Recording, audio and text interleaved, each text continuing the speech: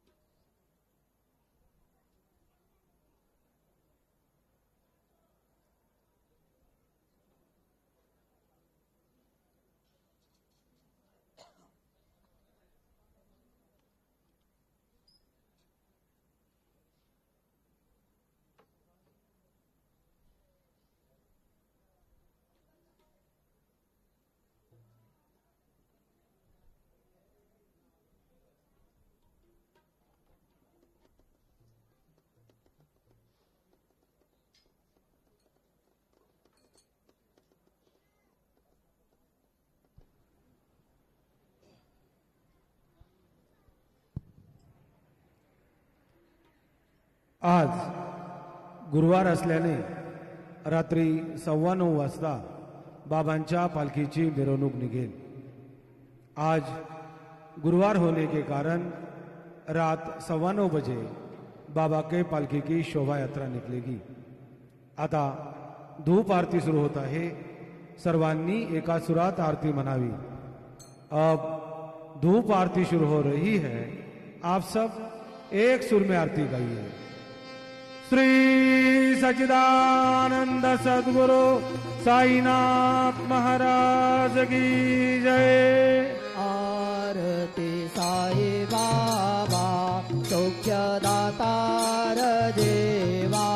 चरण रजात दे द्यावा दासा विसावा, भक्ता विसावा। आरती साई बाबा जाळुनी अनंग, स्वस्वरूपी राहे दंग। मोक्ष जनारावी निज डोळा श्रीरंग, डोळा श्रीरंग। आरती साई बाबा जया मने जैसा भाव, तया तैसा अनुभव। दावेसे दया गणा ऐसे तुझे माव, तुझे माव। आरती साई बाबा तुमचे नाम ध्याता, हरे समुद्रते व्यथा। अगाध तव करणी मार्ग दावेसी अनाथा, दावेसी अनाथा। आरती साई बाबा कलियुगे अवतार, सगुण पर ब्रह्म साचार। अवतीर्ण झाला से स्वामी दत्त दिगंबर, दत्त दिगंबर। आरती साई बाबा 8 दिवसा गुरुवारी, भक्त करे ते वारी। प्रभु पद पावया भव भय निवारी, भय निवारी। आरती साई बाबा माझा निज रम्य ठेवा, तव चरण रज सेवा। मागणे हेची आता तुम्हा देवाधिदेवा, देवाधिदेवा। आरती साई बाबा इच्छित दीन जातक, निर्मल तोया निज सुख। पादावे माधवाया संभळ आपोले वाक,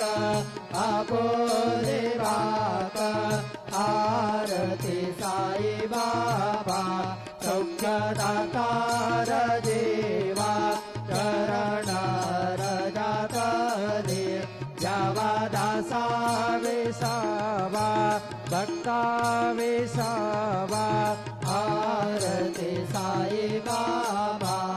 शिर्डी माझे पंढरपूर साई बाबा रमावर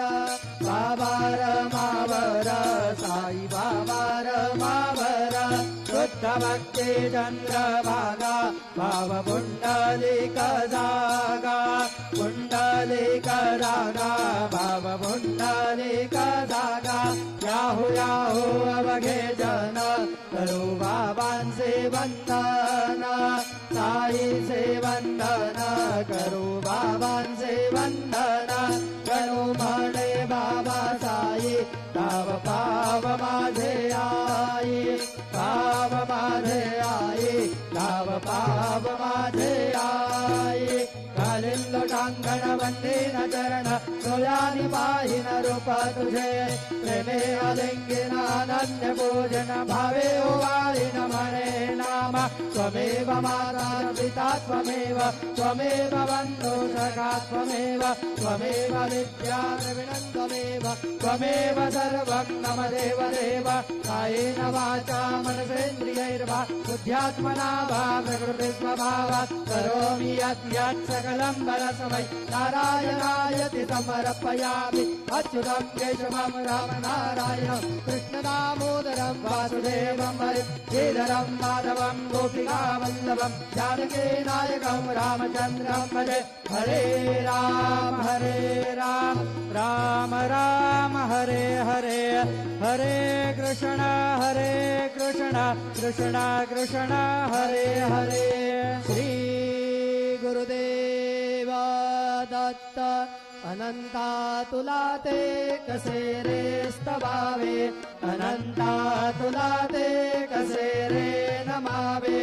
अनंता मुखांचा शिणे शेषगाता नमस्कार साष्टांग श्री साईनाथा स्मरावे मनीत्वत्परा नित्यभावे पुरावे तरी भक्तीसाठी स्वभावे तरावे जगातारुणी मायताता नमस्कार साष्टांग श्री साईनाथा वसे जो सदा भया संत लीला दिसे आज्ञ लोका परी जो जनाला परी अंतरे ज्ञान कैवल्य दाता नमस्कार साष्टांग श्री साईनाथा पराला धला जन्म हा मानवाचा नरासार्थका साधने बोतसाचा धरो साई प्रेमा गळाया अहंता नमस्कार साष्टांग श्री साईनाथा धरावे करी सार अल्पज्ञमाला करावे अमाधान्य जप निघाला मुखे घाल प्रेमे खरा ग्रास आता नमस्कार साष्टांग श्री साईनाथा सुराधिक ज्यांच्या पदावंदिता ते शुकाधिक जाते समानत्व देते प्रयागादि तीर्थे पदे नम्र होता नमस्कार साष्टांग श्री साईनाथा तुझ्या ज्या पदा पाहता गोपबाली सदा रंगलेचे स्वरूपे मिळाली करी रास क्रीडा जवे कृष्णदाता नमस्कार साष्टांग श्री साईनाथा तुला मागतो मागणे एक द्यावे करा जोडितो दीन अत्यंत भावे भवे मोहनी राज हातारियाता नमस्कार साष्टांग श्री साईनाथा ऐसा येई बा साई दिगंबरा अक्षय रूपावतारा सर्व हि व्यापक तो श्रुतिसारा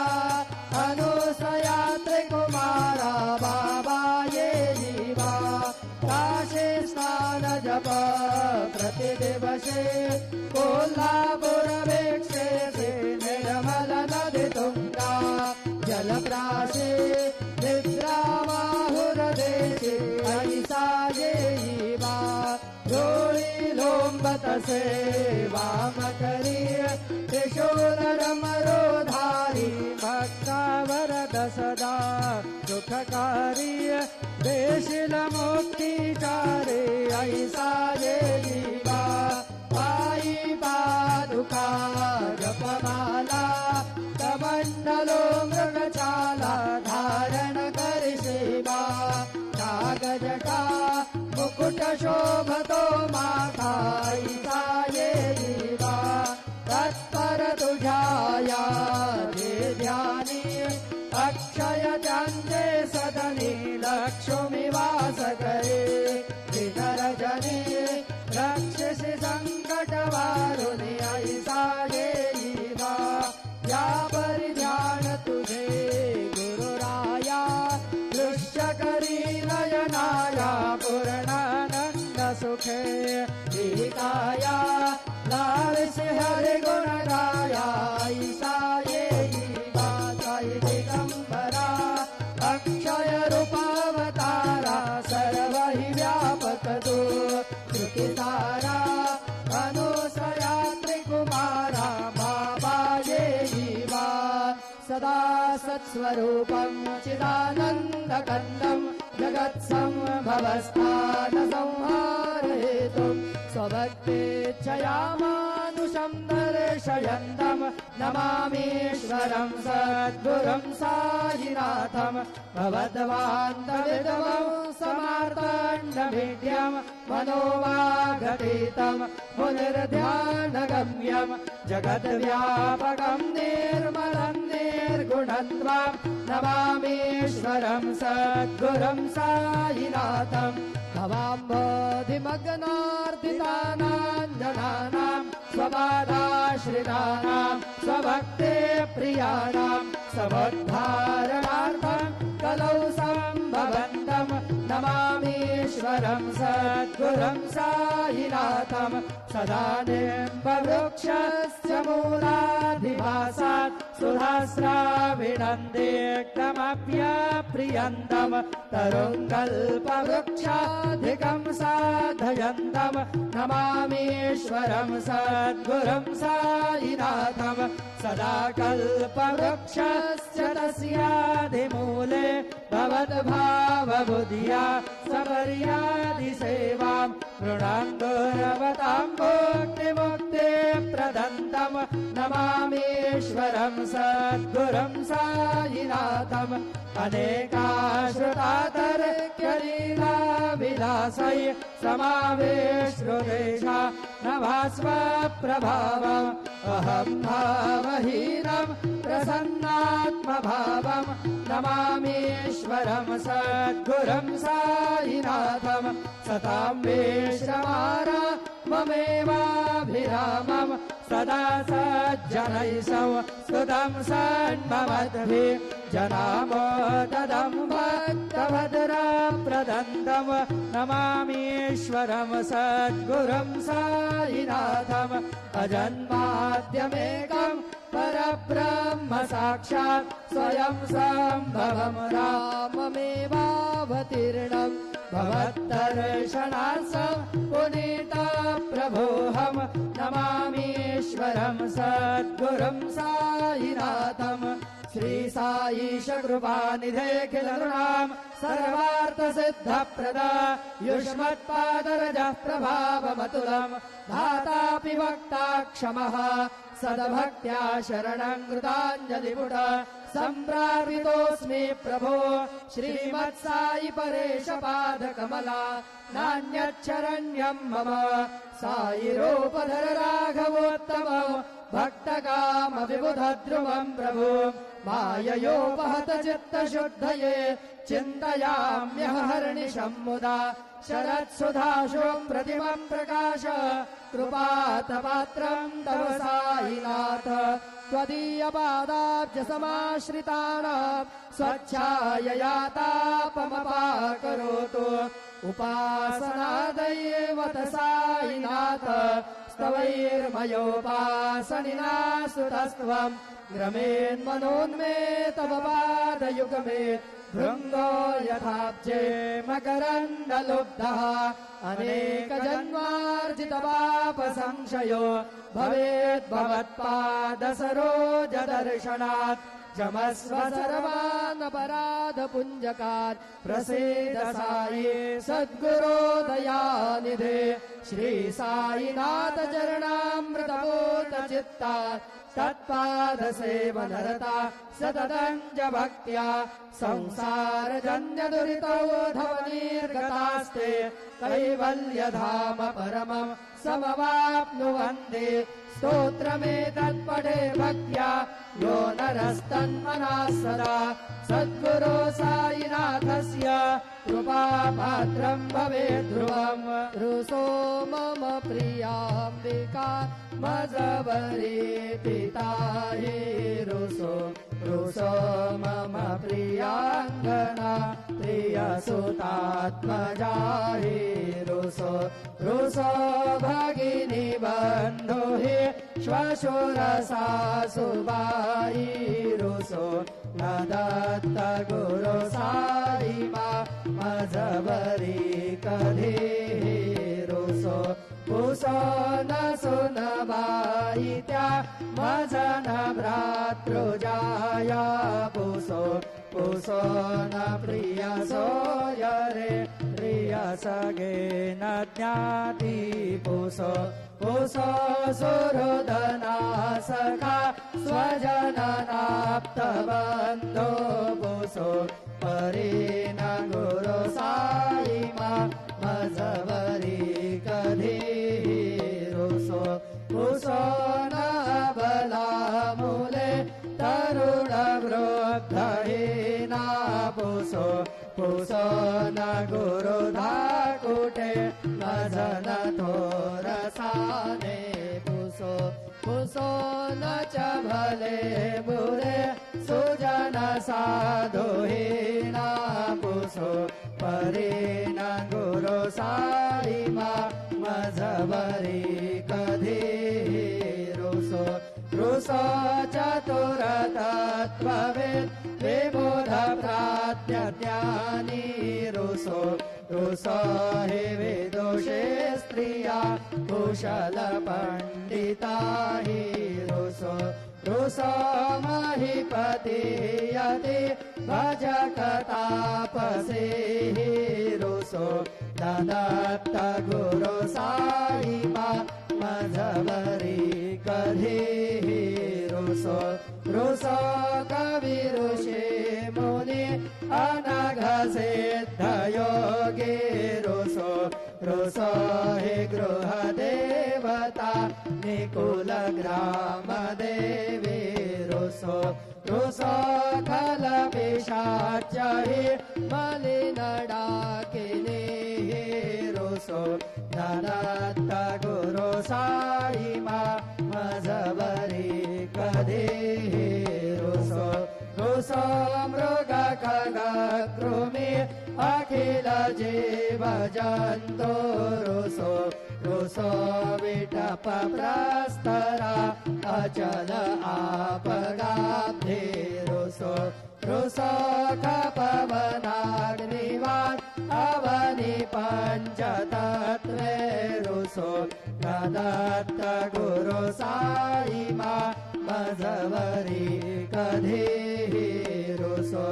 रुसो विमल किन्नरा अमल यक्षिणी रुसो रुसो शशि खगादि गगनि तारका हि रुसो रुसो अमर राज हि अदय धर्म राजा रुसो दत्त गुरु साई मा मजबरी कधी रुसो रुसो मन सरस्वती चपल चित्तते रुसो रुसो वपु दिशाखिला कठिन काल तो हि रुसो रुसो सकल विश्व हि मायितो ब्रह्म गोलम रुसो दत्त गुरु साई मा मज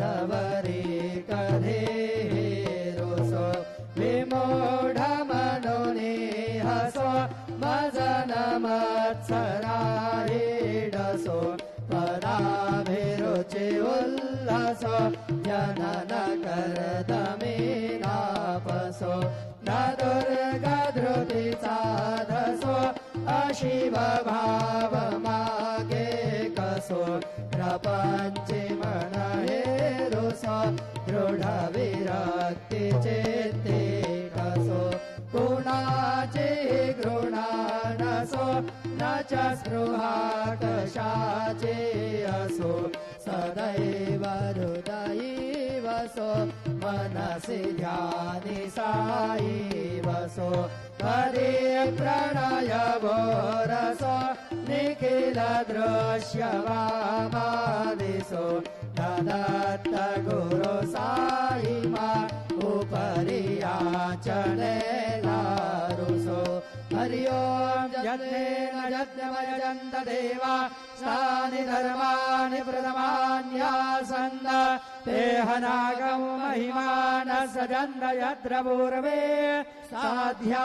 सन्ति देवाः ॐ राजाधिराजाय प्रसय्य साहिने नमो वयं वै श्रवणाय कुर्महे समे कामान् कामकामाय मय्या कामेश्वरो वै श्रवणो दधातु कुबेराय वै श्रवणाय महाराजाय नमः ॐ स्वस्ति सा